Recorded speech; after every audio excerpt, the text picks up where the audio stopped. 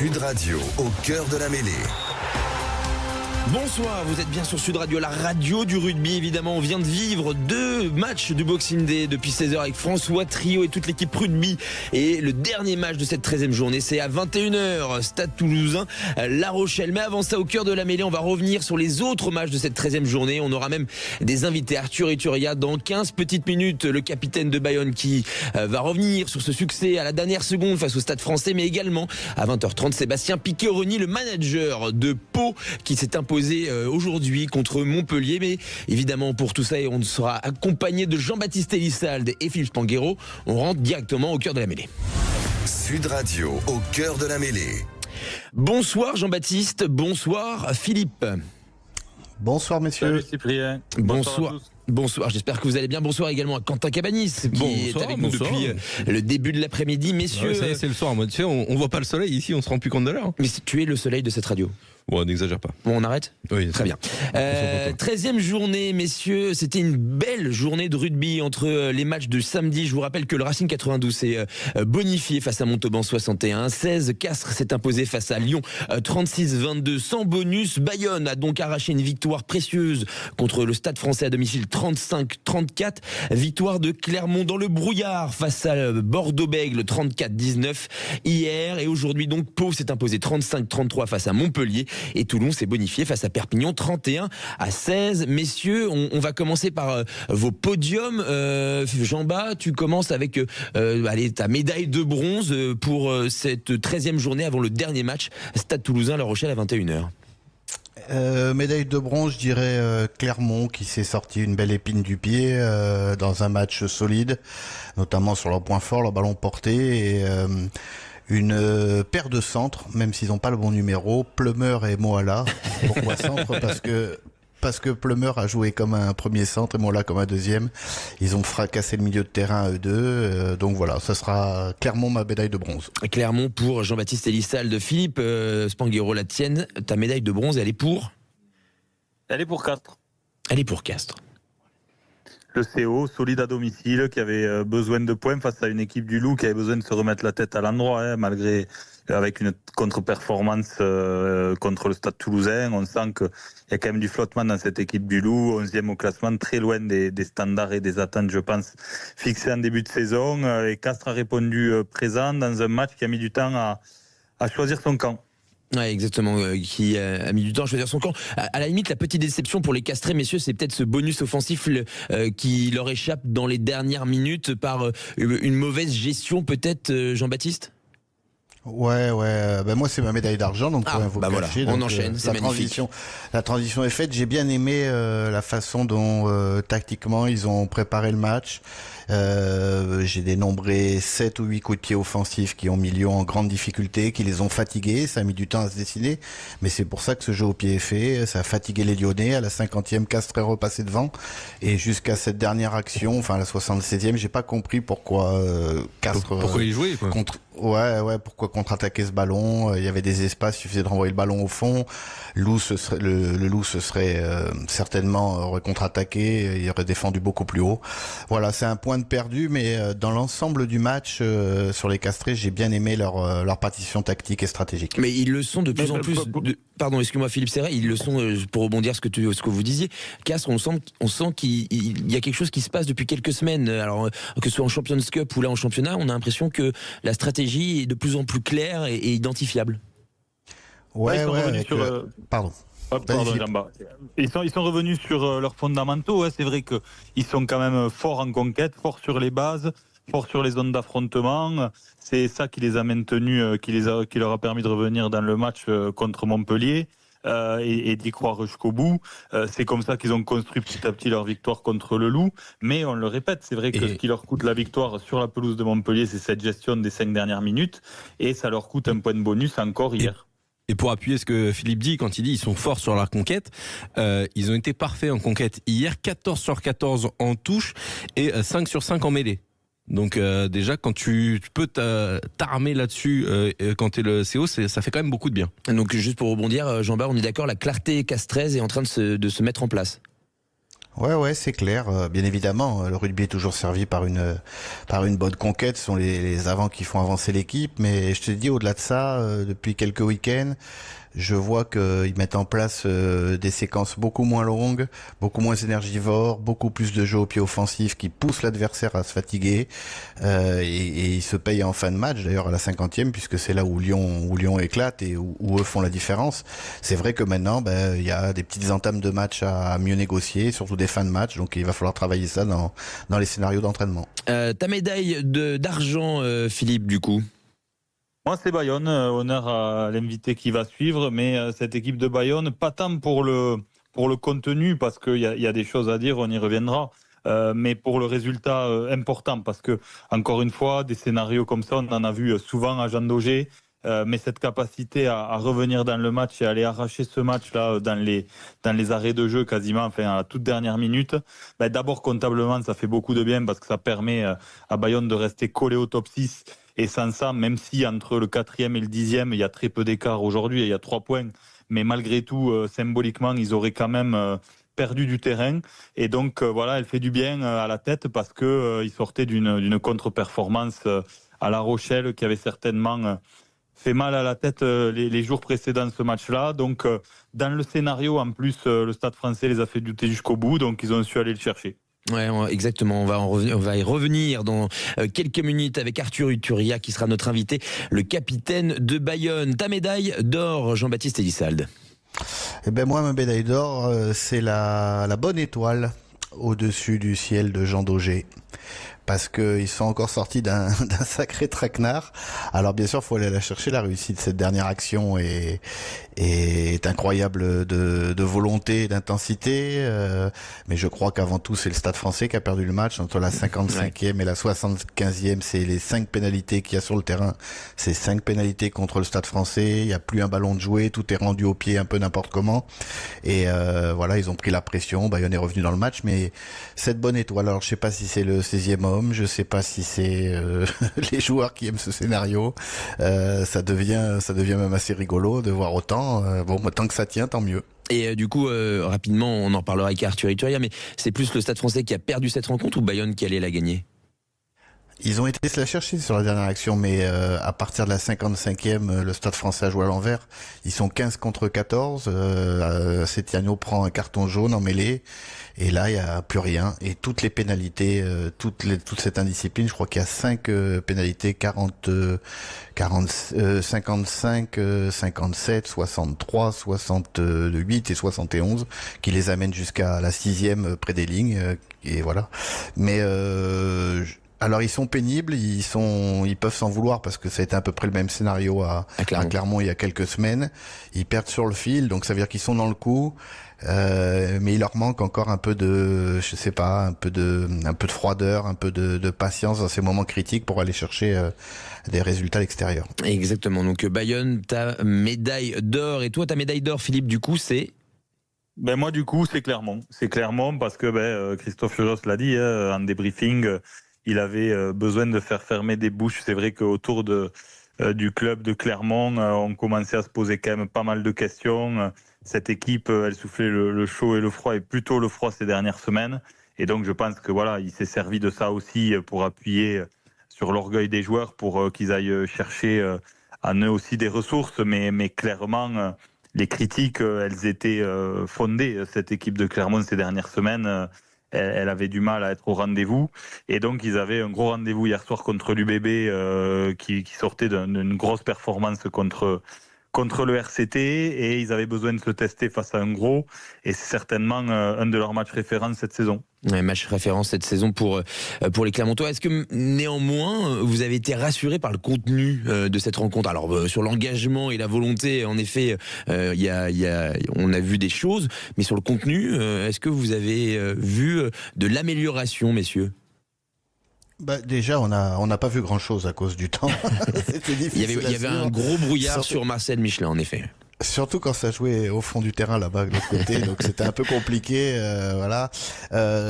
Oui, il y a du mieux, ne serait-ce que déjà dans les bases de ce sport, l'envie d'aller chercher haut en défense, l'envie d'avancer sur les collisions, toujours une bonne conquête et des bons ballons portés que Bordeaux n'a pas su défendre, et je pense que c'est là que Bordeaux perd une grande partie du match.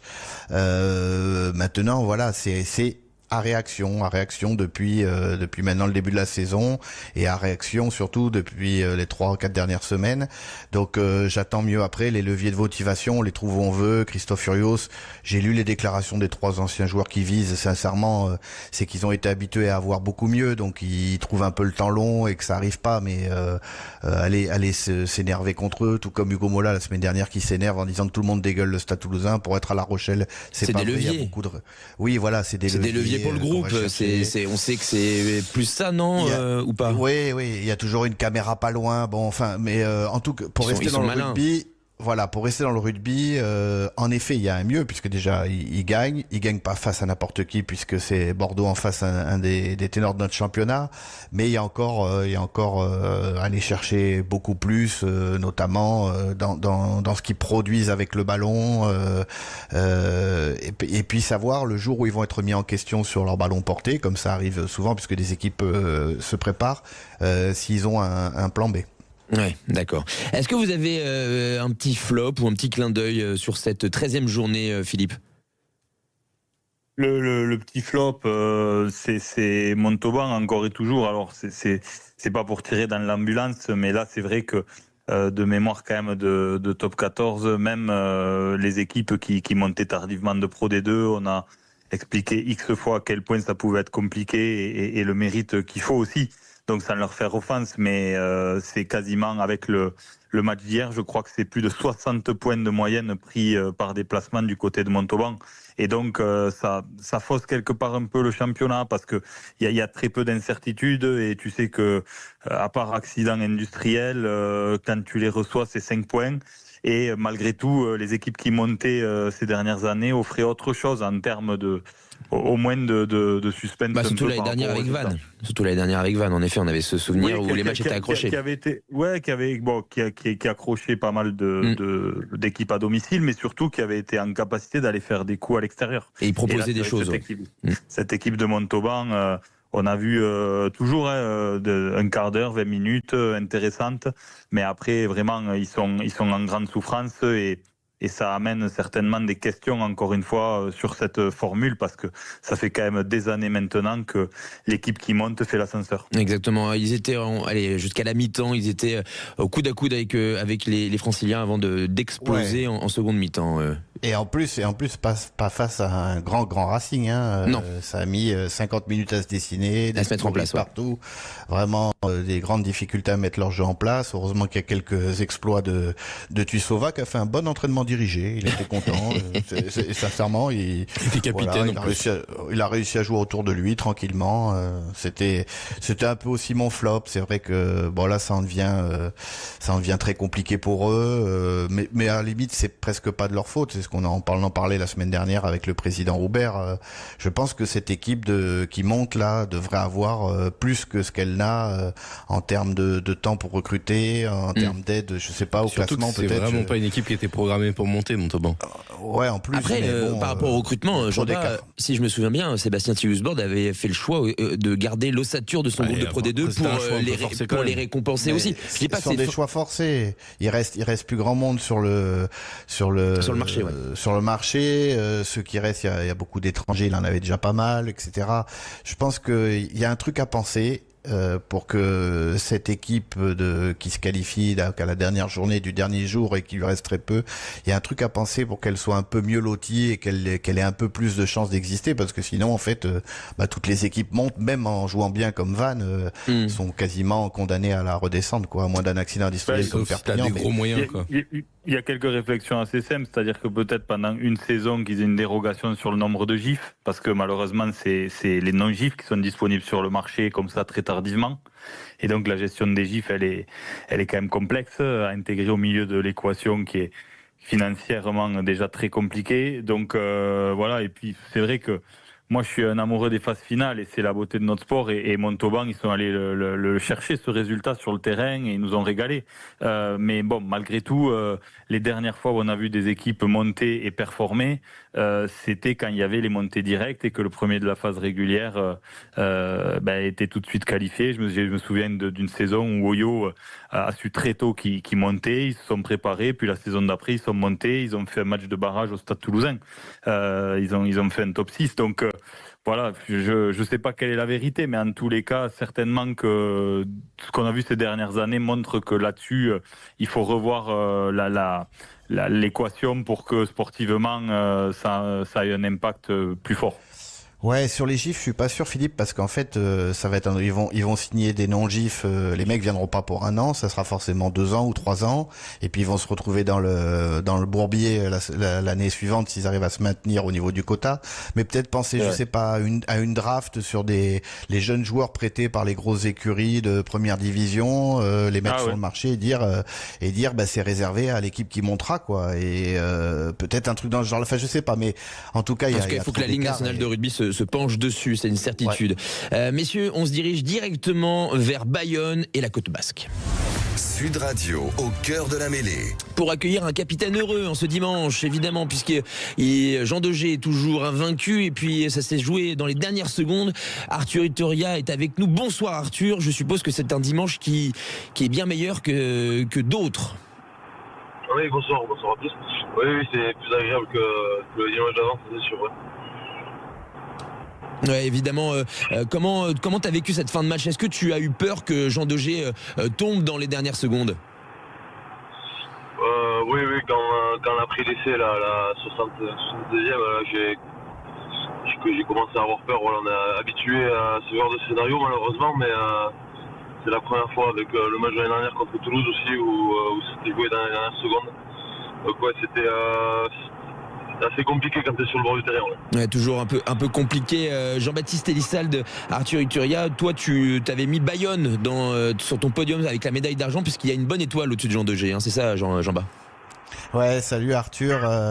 La question est simple pour moi, c'était où et à quel moment cette équipe va trouver les ressources pour aller toujours gagner ses fins de match. Alors bien sûr qu'on parle du public, mais ils sont pas là à pousser derrière vous non plus sur les mêlées. Ils sont pas là à emporter les mecs sur les séquences près des lignes. Est-ce que vous le travaillez? Est-ce que vous paniquez pas? Est-ce qu'il y a, je sais pas, dites-nous un peu plus sur ces fins de match quand même. S'il pouvait nous aider à pousser quelques mêlées, des fois le public ça pourrait nous aider. Ouais, surtout avec toi en deuxième ligne. Oui, c'est sûr, ouais. C'est surtout ça, ouais. Et non, après, on m'a déjà posé la question à nos confrères, mais c'est compliqué à dire. Est-ce qu'on se réveille, est-ce qu'on se transcende quand on est vraiment dos au mur, parce que c'était le cas hier. C'est sûrement le cas, voilà, on est une équipe en réaction, malheureusement, souvent, et on l'a vu encore hier.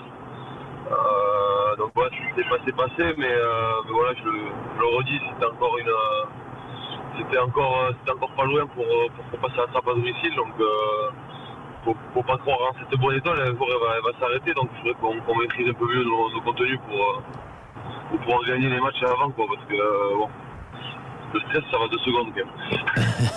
C'est un peu compliqué. Philippe Spanghero avec Arthur Ituria, capitaine de Bayonne.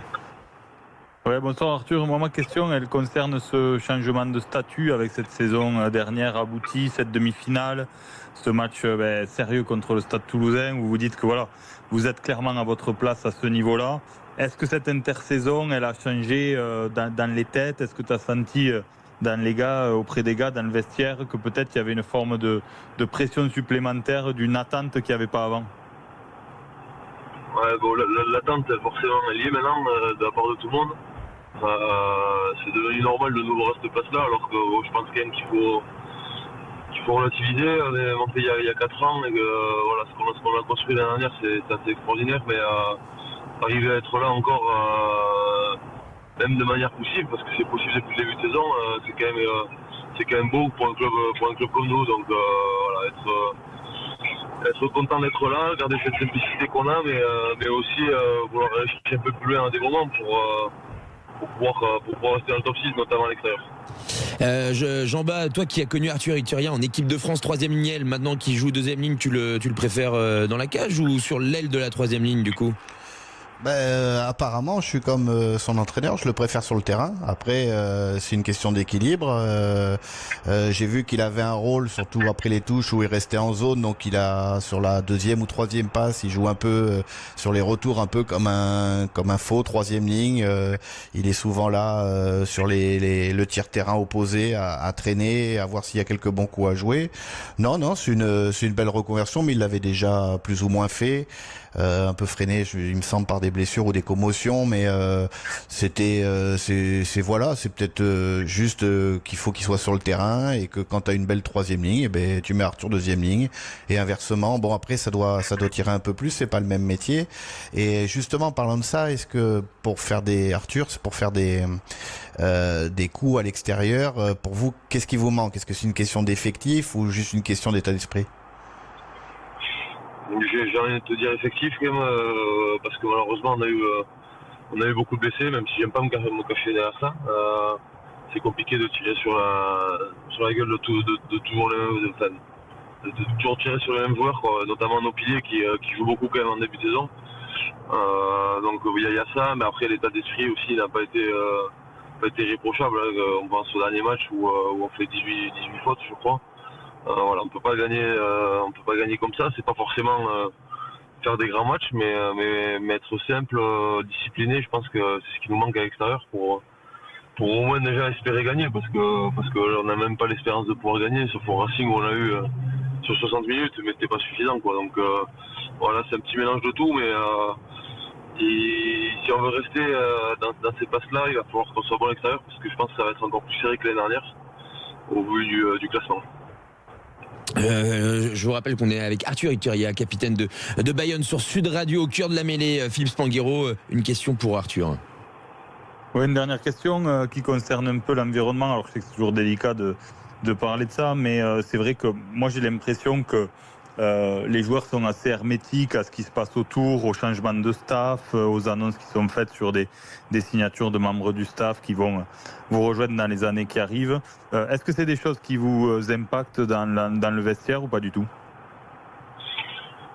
On en parle, hein, on en rigole souvent parce qu'on a un groupe comme ça qui se prend pas la tête, donc ça a des bons côtés et des mauvais côtés. Mais forcément, à la longue, ça pourrait nous impacter. Donc je pense qu'il faut regarder une certaine... voilà, il faut mettre les choses au clair à un moment donné pour pouvoir avancer sereinement. Maintenant, c'est pas le cas pour le moment. On est tous dans le même bateau et on l'a vu hier qu'on avait envie de tous tirer dans le même sens. Donc il faut que ça continue comme ça. Mais c'est toujours plus agréable de travailler en sérénité, je pense. Ouais, avec en ma effet. petite expérience. Avec ta petite expérience. Du coup, en parlant de sérénité, toi, ton ancien club, on va pas te demander un avis sur l'ASM. C'est pas le moment. Sur l'ASM, bon, on peut, il n'y a pas de problème. J'ai vécu des belles années. Voilà, Ouais, je sais, mais j'ai l'impression que tous les anciens de l'ASM se permettent de commenter en ce moment. Donc, comme tu es un ancien, je me demandais si tu avais une petite analyse aussi. Ouais, commenter, je vais pas commenter ce que je connais pas, parce que c'est pas un staff que j'ai connu. J'ai connu Christophe pendant 6 mois et ouais, il est arrivé tout seul, c'était un peu délicat pour tout le monde. L'ASM n'était pas au top à ce moment-là et j'ai quitté le club après. Mais voilà, on voit qu'hier, quand ils sont un peu de haut mur aussi, ils arrivent à se réveiller, mais ce championnat est très très dur. Maintenant, il y a beaucoup de grosses écuries et clairement, on a forcément baissé de standing depuis 4-5 ans. Ça, voilà, je vais pas dire l'inverse parce que ça serait vous mentir, mais voilà, je pense qu'il y a un travail qui est fait et j'espère qu'ils vont pouvoir avancer quand même, parce que en aucun cas du mal à l'ASM et au club. Pour revenir sur le terrain et à Bayonne, notamment Arthur, dis-nous un mot sur tes deux coéquipiers argentins, Matteo Carreras, qui est, on en a parlé hier, on a l'impression que c'est un des ailiers les plus sous-cotés de ce championnat, et de l'autre côté, ton compère dans la cage, Lucas Paolos, qui a inscrit cet essai victorieux, on a même vu pleurer à l'issue de la rencontre. On a l'impression que ces deux Pumas se sont intégrés de façon incroyable dans l'effectif. Ouais, ils sont bien intégrés, ils sont nombreux les Argentins, donc ils sont en force. Et ils sont en plus importants pour nous. Il y en a d'autres qui sont. Il y a Rodrigo qui est blessé aussi, qui est très important pour nous. Il y a Facundo Bosch Matteo, également. Voilà, il y a des matchs avec et des matchs sans Matteo. Il apporte cette grinta qu'on leur connaît. Et voilà, il est je vais être vulgaire, mais légèrement casse-couille quand même, parce qu'il cherche beaucoup la merde. Au point de prendre un hippon. T'as aimé la prise de judo hier? Ouais, c'est ça. Ouais, c'est pas mal, mais il mérite, franchement, il est insupportable. Après, ce qu'il y a de bien, c'est qu'il est insupportable même la semaine, donc il est comme ça tout le temps, donc il y a pas de. Lui, il change pas, et puis Lucas, c'est vrai je pense qu'il était content de marquer cet essai, il a eu cette émotion, parce que c'était pas rien quand même. Il nous a délivré, et c'est un essai important je crois qu'il est à son 2 ou 3e essai un peu identique dans la saison, donc il faut qu'il continue. Et c'est deux personnes sur qui on peut s'appuyer, oui. Une dernière question, Jean-Baptiste Elissalde, avec le capitaine de Bayonne, Arthur Iturria, sur Sud Radio. Non, où tu vas t'arrêter, Arthur? Où tu vas t'arrêter? Parce que Il parle pas de la voiture que tu es en train de conduire, hein. Il parle vraiment dans ta carrière, je pense, plus largement. Hier, t'as fait 70 minutes encore, c'est ça? Ouais, 70 minutes. Ah, j'ai été repris par les crampes quand même. Ouais, j'ai vu. Pourtant, t'as pas des gros mollets, mais bon, on n'est pas. Non, mais tu vois, c'est les ischios qui ont crampé, tu vois, comme quoi il n'y a pas de. Ah, bon. Non, mais vous pouvez m'arrêter, écoute, je prends du plaisir, j'allais dire, ça m'a fait du bien de quitter la SM, c'est pas ça, c'est surtout de redécouvrir quelque chose de nouveau. Et franchement, je prends du plaisir à m'entraîner, je prends du plaisir dans mon rôle de capitaine. Donc voilà, peut-être que ça se ressent sur le terrain aussi, je sais pas, mais j'aime le groupe dans lequel je suis, donc c'est cool, tant que je prendrai du plaisir, je vais continuer. Je pense que ça va s'arrêter en 2029 quand même, mais je suis très content de cette seconde partie de carrière, entre guillemets, quoi. Et est-ce que tu rejoindrais ton compère dans le staff? Mon compère Camille, je pense que tu parles de lui. Bah oui. J'en sais rien, il y en a certains qui m'en parlent. J'aime le secteur de la touche, forcément, ça m'intéresse. Mais entraîneur, je vais pas te l'expliquer à toi, mais c'est un autre métier, c'est difficile. Bon, toi, t'as réussi à le faire, tu vois, mais. C'est pour dire. C'est pour dire. Tout le monde peut y arriver, en fait, au final. Même en équipe de France à 21, ouais, c'est vrai. T'as pas eu de bol, t'es pas tombé sur les bons joueurs, quoi. Mais tu vois, pour le coup, Camille me le dit, il me dit c'est dur, quoi. Il y a un gros travail derrière qu'on voit pas, que je vois pas, je pense. Et même d'être entraînant et tout sur le terrain, je pense que c'est compliqué. Donc vouloir le faire, c'est possible, mais après il faut être en capacité de le faire aussi. Ouais, exactement. Bon, en tout cas, on espère déjà que tu resteras le plus longtemps sur ces pelouses. On a une dernière question avec Quentin Cavani. Une dernière question, parce que ça a l'air de chambrer pas mal quand même dans le groupe bayonnais. Ça s'est moqué un peu de Tibérien qui a pris un crochet par Wardy la semaine dernière ou pas? On n'a pas osé, il est sanguin. Après, j'avoue qu'on faisait franchement pas les chers quand même quand on est monté dans le bus la semaine dernière. Ouais, j'imagine. Ouais. Parce qu'on a vraiment pas été terrible, mais c'est vrai qu'on n'a pas reparlé. Bon. Ouais, si tu veux, on peut te clipper l'extrait et on te l'envoie. Ouais. Je vais peut-être remettre ça sur le tapis la semaine. Je sens qu'il y a une pièce qui va tomber sur le groupe de Bayonne dès ce soir. Il l'avait oublié. Quentin Cabanis, il peut en faire un gif pour le mettre sur votre groupe WhatsApp.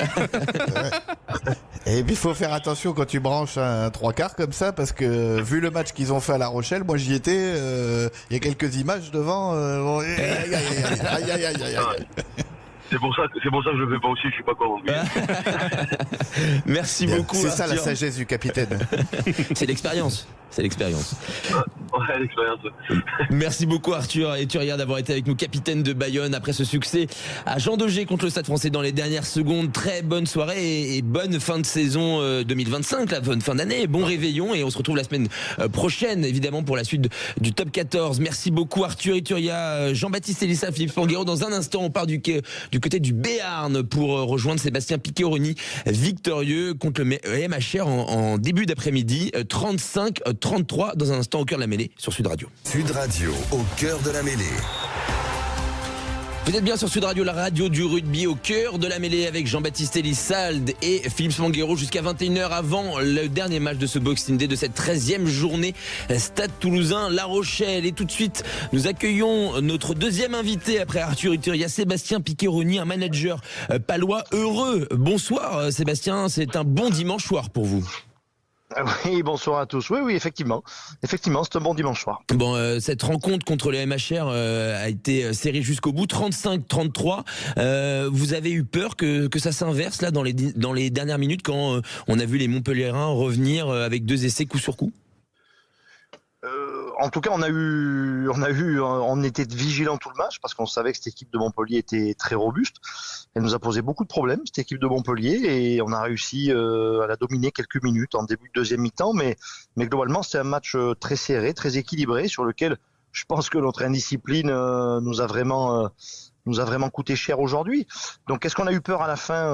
En tout cas, on avait quelques points d'avance, heureusement, parce que la fin de match a été difficile et les Montpelliérains ont été exemplaires et en tout cas vraiment dans le match jusqu'à la fin. Donc, ça a été une victoire difficile, mais une victoire. Une victoire, en effet, une victoire importante qui vous permet d'être premier avant le match de Toulouse. Si Toulouse ne gagne pas avec bonus offensif, vous passerez cette année 2025, cette fin d'année 2025 et début d'année 2026 en tête du top 14. Jean-Baptiste Elissald avec Sébastien Piccheroni. Ouais, bonjour Sébastien, félicitations encore. C'est vrai que c'était pas évident. Les Boxing Day, recevoir à domicile, c'est jamais facile.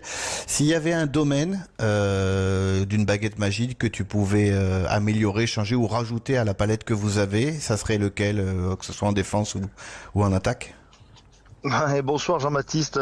Oui, s'il y avait un domaine, en tout cas pour ce soir, sur le côté clinique de notre prestation, ce serait vraiment... Non, pour la deuxième partie du championnat.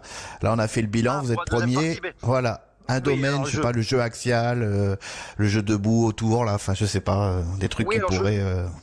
Alors écoute, je crois que... Tu vois, tu as remarqué qu'en début de deuxième mi-temps, on a décidé d'avoir un jeu axial un peu plus prononcé, d'être un peu plus présent sur la ligne d'avantage et on est capable de le faire. Donc en fait, je pense qu'on est capable d'avoir un peu toutes les formes de jeu. Par contre, je nous trouve très irrégulier sur notre éveil de discipline, j'ai envie de dire. C'est-à-dire on se fait pénaliser de manière très très facilement en première mi-temps sur le match de Montpellier. Donc si vraiment il y avait un axe sur lequel j'aimerais transformer mon équipe de suite, ce serait vraiment, je pense, l'éveil et la discipline, pour éviter de faire des fautes stupides, parce que je pense que des fois on peut être sous pression et on peut entre guillemets concéder des pénalités dues à la pression adverse. Par contre, je pense sincèrement qu'on fait encore à mes yeux trop de fautes sans réelle pression, vraiment des fautes d'éveil et de concentration, voire de rigueur tout simplement dans des moments assez aseptisés, il me semble. Philippe Spanghero avec Sébastien Piccheroni, manager de la section paloise. Ouais, bonsoir Sébastien, félicitations pour cette victoire que vous avez su aller chercher, notamment avec une très bonne entame de deuxième période. Bon, on a encore vu Broboiry étincelant. Et puis surtout, on a vu le jeune Mondina. Est-ce que tu nous avais parlé il y a quelques semaines justement de ce travail sur la formation et de l'espoir que tu avais sur des jeunes qui émergent. Donc on l'a vu lui aujourd'hui. Et on a l'impression qu'il y a encore du talent qui arrive et qui va te permettre de densifier un peu ta profondeur de banc, parce qu'on voit que ces jeunes, un peu à l'image de Toulouse ces dernières années, on n'en entend pas parler, puis on les sent prêts dès qu'ils arrivent en équipe 1, dès leur premier match. Par quoi tu l'expliques et qu'est-ce que vous avez en profondeur de banc à venir encore sur des postes déjà identifiés? Ouais, bonsoir Philippe. Alors, oui, effectivement, Clément est un bel exemple, parce que Clément, il est 2003, ça fait plusieurs années déjà qu'il est dans l'effectif professionnel. Il a joué très jeune. Il a eu pas mal de petits pépins physiques qui lui ont pas permis d'enchaîner, notamment les 2 saisons pleines précédentes. Maintenant, Clément, comme tu l'as dit, est un vrai produit de notre centre de formation. Et moi, j'accorde beaucoup d'importance à ce que tu dis. C'est-à-dire que c'est pas de jouer en pro qui est un vrai marqueur ou un vrai révélateur. C'est d'y être et d'y être prêt. Et quand on y joue, d'y être bon. Et je crois que ça, c'est un autre challenge, c'est un autre accompagnement, c'est une autre mission. Et en tout cas, on met énormément de choses en œuvre pour que nos jeunes, au-delà de jouer en pro, mais quand ils y jouent, ils y soient bons et ils y restent. Et ça, c'est notre défi. Alors, oui, on a d'autres joueurs qui s'entraînent régulièrement avec les professionnels, qui peuvent j'espère bientôt, à l'image de Clément, pouvoir tenir le niveau du top 14. Après, on n'en a pas pléthore non plus. On essaie d'en prendre énormément soin et de les amener, mais voilà, je pense à Quentin Valentino, au jeune Clément Paul. On a vu aussi Alexandre Etchebert, notre jeune gaucher de 2004 et de fin d'année 2004, ce qui est très jeune pour un gaucher. Mais en tout cas, voilà, on travaille avec un plan de succession assumé en interne, clairement identifié auprès des joueurs ciblés. Et puis on essaye non pas de se gargariser, de les faire jouer vite, mais surtout de les accompagner pour que quand ils y jouent, ils soient au niveau, tout simplement, je pense. D'ailleurs, Sébastien, une question. Je vais laisser évidemment Jean-Baptiste Elissal qui a lancé la page de fans de Fabien Bourboiry sur les différents réseaux. Mais on l'a vu évoluer au poste de 13 aujourd'hui. Il a évolué également au poste de 12. Il est meilleur où? Alors sur le terrain, tu vas me dire, mais en 12 ou en 13 d'après toi?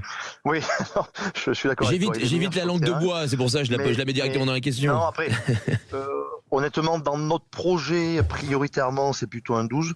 On aime bien le mettre premier centre et au carrefour de beaucoup de décisions. Maintenant, en ce moment, voilà, on traverse une période où on a pas mal de petits pépins 13. On a, rappelez-vous, Emilien qui est blessé, Toumois qui est blessé, Olivier Clemenza qui est blessé. Donc, on a nos 3-13 potentiellement de l'effectif inapte en ce moment. Donc, il nous dépanne à ce poste-là. Évidemment qu'il a beaucoup de ressources pour le faire. Voilà, on a associé Nathan et lui sur plusieurs matchs depuis le début de saison. Des fois, on a alterné. C'était Fabien qui jouait 12, Nathan 13. Là, on a fait Nathan 12 et lui 13 pour les matchs d'hiver.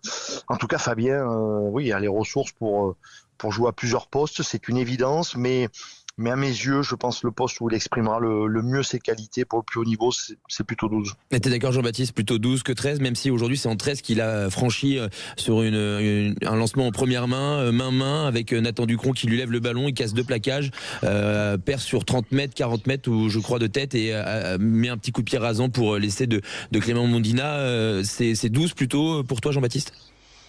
Oui, 12 évidemment, parce que je pense que c'est là qui rayonne le plus, comme dit Sébastien, c'est là où il a une sorte de, pas de secondiste parce qu'il n'utilise pas moins le pied, mais c'est là où ça va tourner autour de lui, derrière les blocs d'avant. C'est lui qui sent les moments où il faut garder les ballons ou plutôt les demander pour les jouer sur les extérieurs. Et puis surtout, ça correspond à ses qualités physiques, hein. Je dis, moi je me suis pas caché dès le premier match depuis le début de la saison. Ça fait un bout de temps, enfin si on peut pas, c'est un bout de temps que je regarde ce garçon.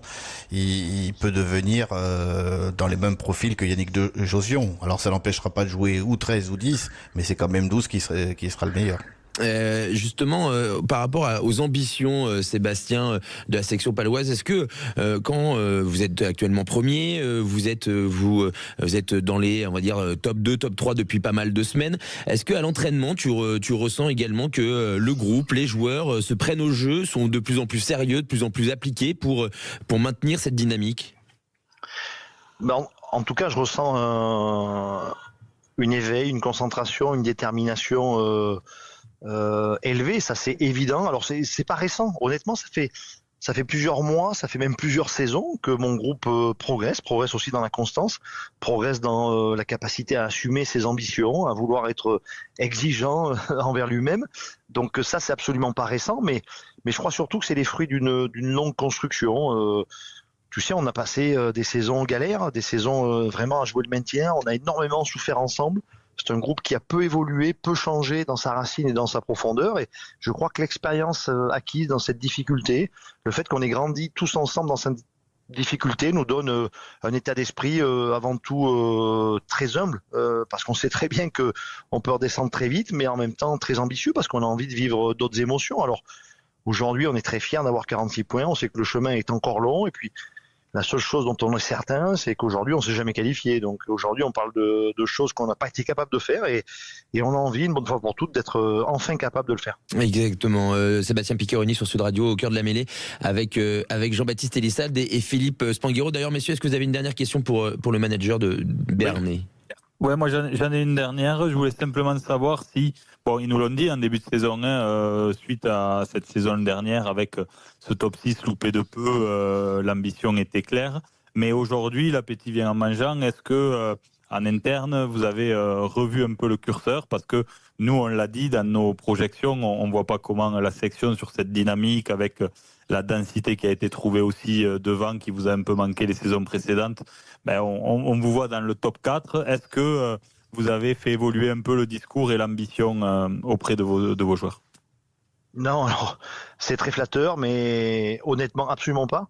Absolument pas. On sait pertinemment que voilà, prétendre à un top 6, c'est aller chercher les 5 derniers tickets qui manquent, parce que voilà, il y aura Toulouse à coup sûr dans les 6 qualifiés, donc ça fait 5 chances sur les 13 autres.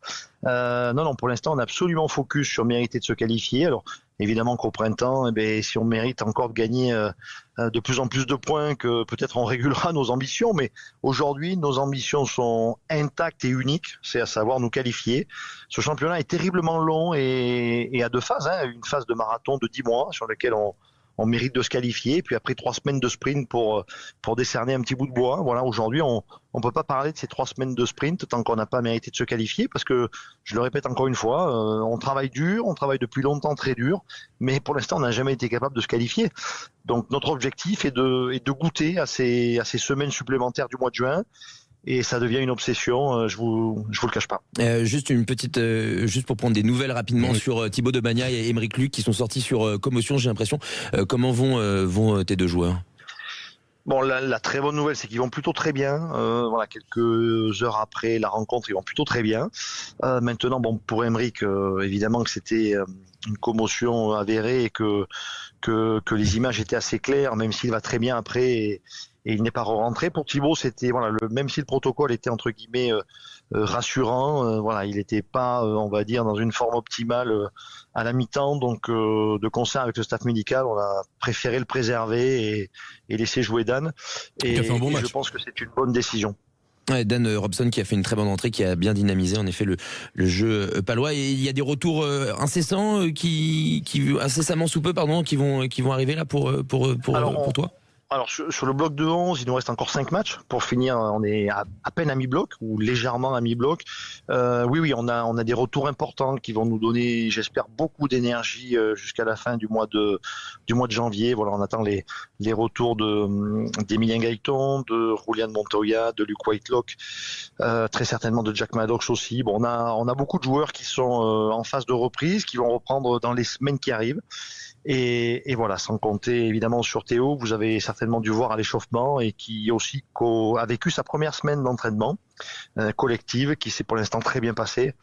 Donc on a hâte que ces retours nous donnent beaucoup d'énergie dans un moment aussi spécial qu'est l'hiver en top 14, parce que beaucoup de choses se jouent durant ce terrible hiver. Évidemment. Merci encore d'avoir été avec nous, Sébastien Piccioni. Moi, j'ai une dernière question pour Sébastien, parce que on voit que chaque joueur qui rentre là dans l'effectif de la section paloise est toujours très bon. On a vu Grand Didier qui est très bon cette année, Arfeuil qui débarque qui est très bon, Broboiry qui explose. Vous voulez pas prendre Cyprien en petit stage là, comme ça, une petite semaine ou 2 pour voir s'il arrive à évoluer? D'accord. Allez, on va d'abord le passer par ma cellule de scouting et s'il répond. Du coup il sera pas là. Bon. moi je suis là pour la bodega s'il faut, il y a pas de problème. S'il joue à la mêlée, il y a une place à prendre, je crois. Que d'un côté. Je suis honnête. Merci beaucoup Sébastien Piccioni d'avoir été avec nous au cœur de la mêlée sur Sud Radio avec Jean-Baptiste Elissalde et Philippe Spanghero. D'ailleurs, Philippe, on va te laisser. Tu m'as envoyé un petit message me disant que tu avais trop peur de Jean-Bas sur le qui suis-je. Donc tu voulais sur le qui je suis. Respecte le nom. Et du coup, tu voulais partir un peu plus tôt. Donc Philippe Spanghero nous a quittés. Jean-Bas, du coup, nous, on va continuer de parler. Je suis là, messieurs, je vous salue. Déjà, t'écorches le nom, c'est terrible. Oui, non, mais il a un manque de respect pour cette discipline, c'est quand même incroyable. Pour la valeur du produit. Et non, je suis bien désolé, mais malheureusement, là, je jongle entre des obligations familiales. Évidemment. Et donc, je suis obligé de vous quitter. Mais en tous les cas, j'ai hâte de prendre ma revanche parce que ces dernières semaines, c'est vrai que Jean-Bas marchait sur l'eau, je l'avoue. J'avais pris beaucoup d'avance, alors je me suis peut-être relâché inconsciemment, je sais pas. Oui, c'est le fait d'être leader, c'est le côté complexe de supériorité. Je peux comprendre, il n'y a aucun problème, Philippe. Tu peux comprendre, mais tu l'as pas vécu. Pas pour moi. Merci beaucoup, Philippe, en tout cas. Bonne fête et à la semaine prochaine. Nous, Jean-Baptiste, on va se diriger vers la dernière affiche de cette 13e journée de ce Boxing Day de Top 14. C'est Stade Toulousain La Rochelle. Et ce sera avec Rémi Mességuet depuis le Stadium qui va commenter ça sur Sud Radio. Bonsoir Rémi. Bonsoir Cyprien, bonsoir à toutes et à tous, bonsoir Jean-Baptiste, Quentin, bonsoir à toute l'équipe et aussi à Quentin Barbaza, pensons-y pour sa dernière avec nous en tant que stagiaire avant de peut-être monter dans l'équipe première, un stadium de gala. Évidemment. En tout cas ce soir avec un match de gala et un Stade Toulousain qui peut terminer la phase aller leader en cas de victoire avec bonus offensif ce soir. Ouais, qui peut terminer leader, une belle affiche. Jean-Baptiste, quand tu vois les compos qui se dessinent pour cette rencontre, tu analyses comment cette rencontre de 21h entre le Stade Toulousain et La Rochelle? J'ai deux interrogations côté Rochelais. C'est la deuxième ligne rochelaise. Douglas Dillane, c'est pas très épais. Quand j'ai vu le jeu du Stade Toulousain qui a fait peut-être son meilleur match rubistiquement parlant la semaine dernière à Lyon, cette deuxième ligne me pose question à La Rochelle. Ça manque un peu de densité. Bon, après ils peuvent pas faire autrement, je pense. Lavaux est forfait, donc déjà. Lavaux est forfait, Skelton aussi, ouais. Et Boudéan, on n'est pas là pour durcir un peu le jeu. Par contre, et l'autre questionnement, c'est la paire de centre un peu nouvelle de Nivokou et Séguré. Séguré n'est pas là depuis longtemps. De Nivokou, c'est un jeune qui joue en espoir le plus souvent. Qui a prolongé, ouais. Voilà. Peut-être qu'ils vont souffrir un peu ça manque un peu de jambes peut-être face à des Toulousains. Je sais pas le temps qu'il fait à Toulouse, mais si le jeu prend de la vitesse, voilà, il y a deux endroits où ils peuvent être un peu en difficulté. Sinon, l'équipe a été construite avec quelques retours, un peu de jeunesse. Et si ça tient le bras de fer jusqu'à la 55e, peut-être que le banc, avec un beau banc côté Rochelais, peut essayer d'aller accrocher Toulouse. Mais du côté toulousain, je vous ai dit, pour moi, rugbystiquement, le meilleur match, le plus complet entre guillemets, c'était la semaine dernière. Donc ils ont retrouvé notamment devant dans le jeu de passe courte là, ils ont retrouvé quelques vertus qui font plaisir à voir. On l'a vu, Rémi, sur la composition toulousaine, il y a des ex-Rochelais, Georges-Henri Colombe et Teddy Thomas. Ce sont deux anciens Rochelais qui sont arrivés à l'intersaison, dont la greffe n'a pas encore totalement pris. C'est également pour un peu pour les motiver de jouer contre leur ancien club, Rémi. Alors la greffe n'a pas totalement pris, je suis pas tout à fait d'accord sur Teddy Thomas. Je trouve que Teddy Thomas malgré tout c'est clairement en train de prendre cette greffe au Stade Toulousain. Il joue de plus en plus, il a connu 3 titularisations, il a déjà 3 essais marqués cette saison avec le Stade Toulousain. Lui de son côté la greffe est en train de prendre et plutôt bien. Sur Georges-Henri Colombe, je peux te rejoindre un petit peu dans le sens où on l'a peu vu finalement, mais faut se rappeler que Georges-Henri Colombe, il a été placardisé l'an passé à La Rochelle, donc il est arrivé au Stade Toulousain avec forcément du retard. Petit peu hors de forme, un petit peu de retard sur la prépa en début de saison. Et le Stade Toulousain fait tout ce qu'il faut pour essayer de le mettre dans le rythme et l'amener vers ce qu'ils veulent tendre sur un pilier droit. Donc ce soir, ça va être un premier test pour Georges-Henri Colombe, voilà, et quoi de mieux que d'affronter l'équipe dans laquelle ils viennent de passer 3 saisons. Dans cette première ligne, Rémi, il y a également un retour important, c'est celui de Cyril Baille qui a été embêté durant plusieurs semaines par des petites blessures à la cheville. Comment va le pilier toulousain? Est-ce qu'il sera en forme pour affronter La Rochelle?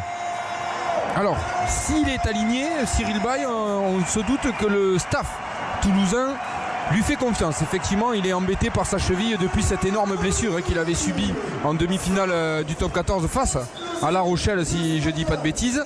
Et Cyril Baille, il essaie de revenir petit à petit. Voilà, cette saison, c'est sa seulement 2e titularisation avec le Stade Toulousain. Mais on sait que Cyril Baille, lorsqu'il est en forme, c'est le meilleur pilier gauche du championnat. Exactement, Cyril Baille. D'ailleurs, Jean-Baptiste, là-dessus, le fait que Cyril Baille ait eu une saison un peu contrastée, est-ce que tu es inquiet pour lui, pour sa saison et même peut-être pour l'équipe de France potentiellement? Il est évidemment, il fait partie des joueurs observés. On peut être qu'en admiration devant Cyril quand il est en pleine forme et vous l'avez dit. Le but de Cyril, c'est d'être en pleine forme. Et dès qu'il a quelques kilos de trop, qu'il se repose un petit peu sur ses acquis, avec tout le talent qu'il a, il souffre, d'autant plus avec la blessure qu'il a eue. Donc je pense que, comme pour Georges-Henri Colombe, c'est eux qui ont la réponse. Le Stade Toulousain pourra mettre tout en œuvre pour les mettre sur pied. Et je pense que c'est ce qui s'est passé avec Cyril, puisque sa dernière apparition, c'est la défaite grosse contre déconvenue à Montpellier, ouais, ça, ouais. où vraiment j'ai même cru qu'Hugo Mola allait les sortir au bout de 30 minutes, les trois frères là. Donc et je pense que voilà, ils lui ont dit bon écoute, on va te laisser le temps qu'il faut, reviens en forme, reviens comme tu étais quand tu es au plus haut niveau. Voilà, c'est un peu comme quand on l'a récupéré il y a quelques années à la Coupe du Monde, on l'a rappelé, il est arrivé hors de forme et il lui faut 1 mois et demi, 2 mois de préparation pour revenir. Mais c'est eux qui le décident. Et s'ils le décident, par contre, alors là, je suis vraiment pas inquiet. C'est le meilleur d'entre tous. Juste pour repasser avec toi, Jean-Baptiste, sur La Rochelle, tu as noté la deuxième ligne. Moi, j'aimerais mettre l'accent un peu sur ce demi de mêlée Couillot et également le 15 Hugo Pacôme qui était venu de Colomiers et qu'on avait beaucoup d'attentes, beaucoup d'espoir et qui, on parlait de greffe plus ou moins réussie. Lui, c'est à peu près pareil. Et le jeune Couillot qui va connaître une titularisation importante contre le Stade Toulousain au Stadium. Ouais, c'est important pour lui. Il va jouer face au meilleur demi-mêlée du monde. C'est un garçon qui a évolué beaucoup au centre dans sa jeunesse, qui est un demi-mêlée déformé, on va dire, parce que son gabarit soi-disant, ne pouvait pas coller avec le poste de centre. Même si j'en doute. En tout cas, il est repassé à la mêlée avec brio. C'est un garçon qui sent le rugby. On sent qu'il a beaucoup d'appétence pour la vitesse, pour éjecter les ballons. Il est capable de prendre des initiatives. Voilà, bien évidemment, il va être un peu, j'imagine, un peu chamboulé de rentrer dans un grand stade comme ça et surtout face à Antoine Dupont. Mais voilà, il a une chance à saisir. C'est aussi un beau clin d'œil que lui fait le staff parce qu'il s'est collé 2 ou 3 matchs pas faciles dans ses rentrées, dans des situations délicates quand l'équipe n'était pas en grande forme et il a prouvé qu'il avait sa place. Donc je suis très heureux pour ces jeunes Rochelais qui démarrent. Et pour Hugo Pacôme, c'est quoi? C'est un test de caractère également pour cet arrière? Alors pour Hugo Pacôme, il y a eu ici sur La Rochelle beaucoup de questionnements parce qu'il était là au début de saison et puis il a disparu. On ne savait pas trop si c'était sur blessure ou sur méforme ou sur sanction. Il est redescendu jouer 1 ou 2 matchs en espoir où d'ailleurs il n'a pas été très très dominant. On sent qu'il y a autre chose que les autres sur l'intensité physique, mais comme s'il faisait un peu la tête. Je pense que le passage de la Pro D2 au top 14 est un gap très fort. Je pense que c'est un garçon qui a peut-être été trop vite entre guillemets titularisé et qui se sent y arriver. Il y a peut-être un peu de tout. En tout cas, voilà, le Stade Rochelais lui redonne sa chance. Je pense qu'il a tout intérêt à montrer un beau visage parce que sinon après on peut vite tomber dans le placard.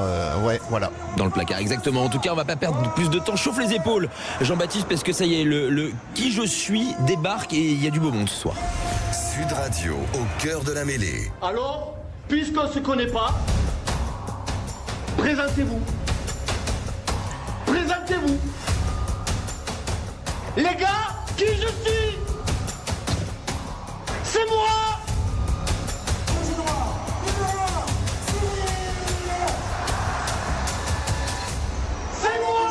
Je suis le monsieur.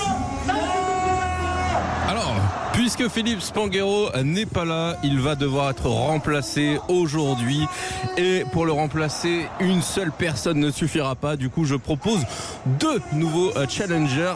Rémi Mességuier du côté du Stadium de Toulouse. Cyprien Bétou va également jouer. Tiens, pour sa dernière, on va accueillir également Quentin Barbaza. Et puis, évidemment, Jean-Baptiste Elissalde. Les règles sont simples. Quand vous avez la réponse sur le joueur cherché, vous donnez votre prénom et vous avez le droit de répondre quand je vous donne la parole et pas avant. Sinon, le point sera évidemment remis en jeu.